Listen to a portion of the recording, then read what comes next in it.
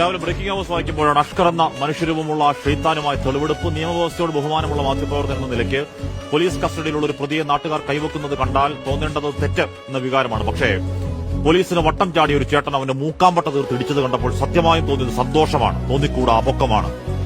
നാളെ സ്കൂൾ തുറക്കുമ്പോൾ കൊണ്ടുപോകേണ്ട ബുക്കും പുസ്തകങ്ങളും ബ്രൗൺ പേപ്പറിട്ട് പൊതിയുന്ന മകളെ കണ്ട് രാവിലെ വീട്ടിൽ നിന്നിറങ്ങിയ ഒരു അച്ഛന്റെ വൈകാരികത കീഴടക്കിയതാണ്. സന്തോഷം പാതകമെങ്കിൽ പ്രേക്ഷകർ ക്ഷമിക്കണം. 1.5 വയസ്സ് മാത്രം പ്രായമുള്ളൊരു കുഞ്ഞാണ്. ഏതോ പ്രേത സിനിമയിൽ കാണും പോലെ വാടകയ്ക്കെടുത്തൊരു ചെകുത്താൻ വിലാസം വീട്ടിൽ.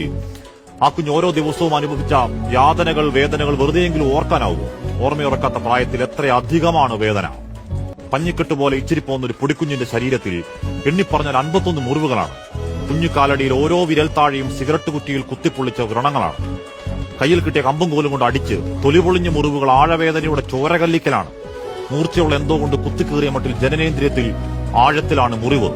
ഒടിച്ചു കളഞ്ഞ 2 കുഞ്ഞിക്കൈകൾ, തലയിൽ നീർക്കെട്ട്, ചതവ്, മുറിവ്. കൊല്ലാക്കൊല ചെയ്ത് കൊന്നതാണ്.